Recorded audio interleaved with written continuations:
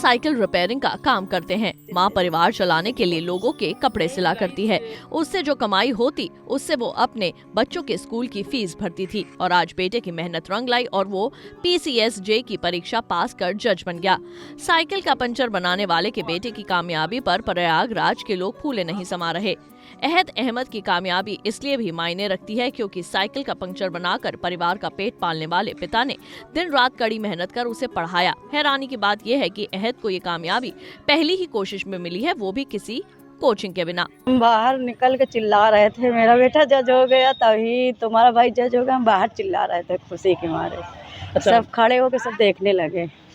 अच्छा, एक और चीज़ जानना चाहेंगे, पति जो है आपके साइकिल रिपेयरिंग और पंचर की दुकान चलाते हैं, तो बड़ा संघर्ष भी हुआ होगा क्योंकि उतने में कमाना और उसमें पढ़ाना बड़ा मुश्किल होता होगा, कैसे उसको आपने संभाला?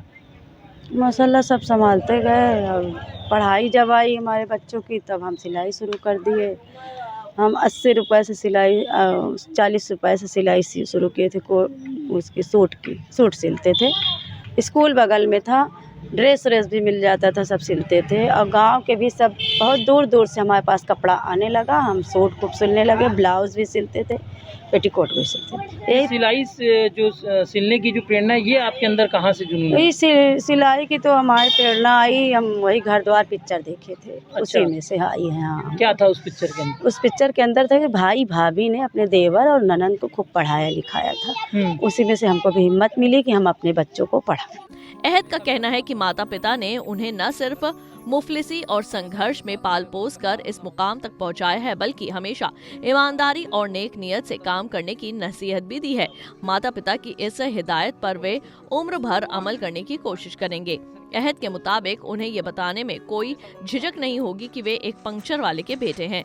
की खुशी तो बहुत ज़्यादा है क्योंकि सपना था, 4-5 साल का सपना था कि जज बनूं और PCSJ क्वालिफाई करूं और अल्हम्दुलिल्लाह हो गया। लेकिन ये है कि परिवार हमेशा मेरा साथ रहा, कंपटीशन कितना भी हो, संघर्ष कितना भी बड़ा हो, हमेशा उन्होंने साथ दिया। अगर उनका साथ ना होता तो शायद ये इम्पॉसिबल होता। ये उन्हीं का साथ है और ये सफलता सिर्फ मेरी नहीं उनकी भी है बराबर। जनवरी 2021 से लेके अभी तक, और ये उसी का परिणाम है कि सक्सेसफुल रहा।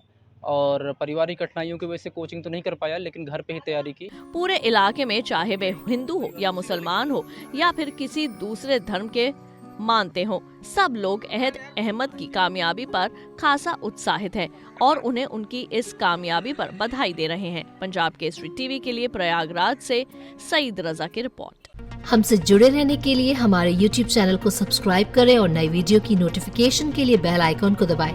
अगर आप ये वीडियो Facebook पर देख रहे हैं तो लाइक जरूर करें और ज्यादा से ज्यादा शेयर करें। धन्यवाद।